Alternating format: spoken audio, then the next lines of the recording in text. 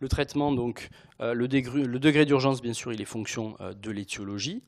Et il faut savoir qu'on n'opère pas tous les malades d'occlusion. Donc, les occlusions par strangulation sont les plus fréquentes et en raison des risques de nécrose intestinale. En tout cas, c'est ce qu'il faut garder en tête. Réanimation médicale préopératoire, c'est-à-dire les patients ne vont pas en réanimation, mais ils nécessitent une prise en charge urgente, en tout cas en milieu chirurgical, avec bien sûr, ils sont mis à jeun, la pose d'une sonde nasogastrique pour aspirer et éviter que les patients vomissent et fassent notamment des pneumopathies d'inhalation, la pose d'une voie veineuse périphérique pour la réhydratation. Traitement antalgique, bien sûr, protecteur gastrique, donc un IPP, inhibiteur de la pompe à protons pour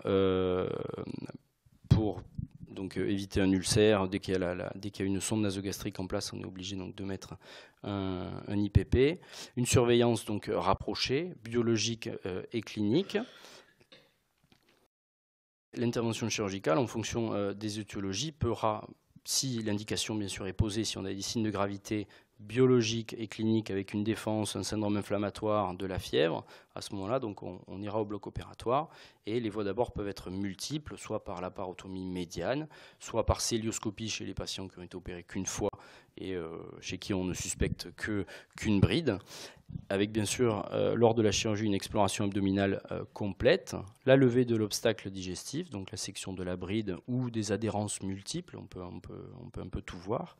Et puis on essaiera de réaliser ce qu'on appelle une vidange rétrograde, c'est-à-dire qu'on ramènera toute la stase intestinale, tout ce qui a stagné dans l'intestin au moment de l'occlusion, on essaiera de le ramener dans l'estomac pour que ce soit aspiré par la sonde nasogastrique.